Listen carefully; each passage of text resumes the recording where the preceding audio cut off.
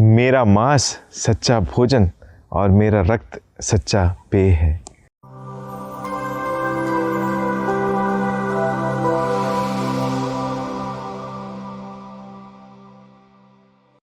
क्रिस्त में मेरे प्रिय भाइयों और बहनों, भोजन हम सबों के रोज़मर्रा की ज़िंदगी की ज़रूरत है।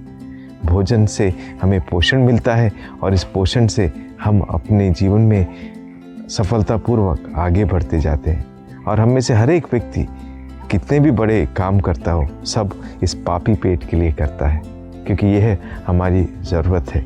और इसलिए हर कोई इस पेट को पालने के लिए रोज़ दिन मेहनत करता है, कड़ी मेहनत करता है, ताकि वो अपना 2 वक्त का रोटी कमा सके। ऐसे में अगर आज हम भोजन की बात करते हैं तो क्या सचमुच में हम शारीरिक रूप से पोषित हो रहे हैं? आज के सुसमाचार में प्रभु यीशु क्रिस्त कहते हैं कि जो आध्यात्मिक भोजन प्रभु हमें देते हैं वो न केवल हमारे आध्यात्मिक जीवन को पोषित करता है, बल्कि शारीरिक जीवन को भी पोषित करता है। यही हमें मत्ती का सुसमाचार अध्याय 4 पद संख्या 4 में भी मिलता है कि मनुष्य केवल रोटी से नहीं जीता, वो ईश्वर के मुख से निकलने वाले हर एक शब्द से जीता है।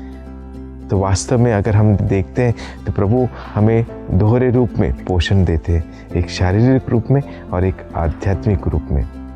लेकिन क्या संसार जो हमें पोषण देता है, संसार के भोजन की हम लोग बात करते हैं, क्या आज हम सचमुच में उससे पोषण पा रहे हैं? आज जिस गति से संसार आगे बढ़ रहा है, जितनी ज़्यादा जनसंख्या बढ़ रही है, उससे भोजन की भी ज़रूरत बढ़ती जा रही है। और ऐसे में आज इतना ज़्यादा व्यापार बढ़ चुका है कि आज मानवीय जीवन का कोई मोल नहीं है। हर कोई किसी न किसी तरीके से सबकी इस ज़रूरत को पूरा करने के लिए कोशिश कर रहा है, फिर चाहे वो नकली चावल हो, चाहे नकली अंडे हो, चाहे नकली दूध हो, ये सारी चीज़ें भी हमें संसार में आज मिल रही है। तो वास्तव में जितना ज़्यादा भोजन का स्वाद बढ़ता जा रहा है, उतना ही ज़्यादा बीमारियां भी बढ़ती जा रही है। इसलिए मेरे प्रिय भाई बहनों, आज क्या हम संसार में रहते समय सांसारिक चीज़ों पर भरोसा कर सकते हैं? एक बहुत बड़ा प्रश्न हम सबों के लिए है। लेकिन अगर हम दूसरी ओर बात करें तो आध्यात्मिकता में बढ़ने के लिए या आध्यात्मिक पोषण पाने के लिए हम प्रभु पर ज़रूर भरोसा कर सकते हैं, क्योंकि प्रभु कभी हमें धोखा नहीं देंगे। उन्होंने हमें तो सब कुछ अच्छा बना के दिया।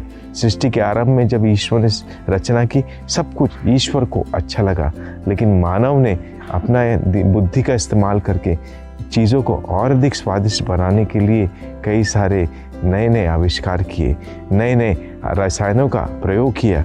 भोजन तो स्वादिष्ट हो जाता है, लेकिन उससे जो नुकसान हमारे शरीर को होता है वो शायद हम देख नहीं पाते।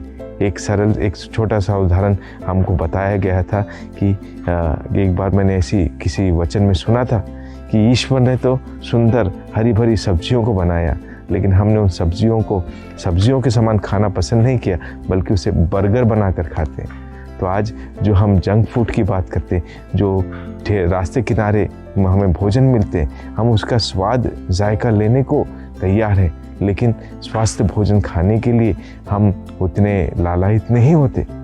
इसलिए मेरे प्रिय भाई बहनों, आज हमारे लिए चुनौती है। प्रभु ने हमें सुंदर जीवन दिया है। ये जीवन थोड़े समय का है, थोड़े सालों बाद लुप्त हो जाएगा, लेकिन इस थोड़े समय में क्या हम जीवन को आबाद कर रहे हैं या बर्बाद कर रहे हैं? विशेषकर अगर भोजन के संदर्भ में हम बात करेंगे, यही प्रभु शिष्यों को, उन लोगों को समझाना चाहते थे कि मेरे पास आओ और मुझे चक्कर देखो। ये स्तोत्र ग्रंथ अध्याय 34 पद संख्या 8 में वचन कहता है, चक्कर देखो प्रभु कितना भला है।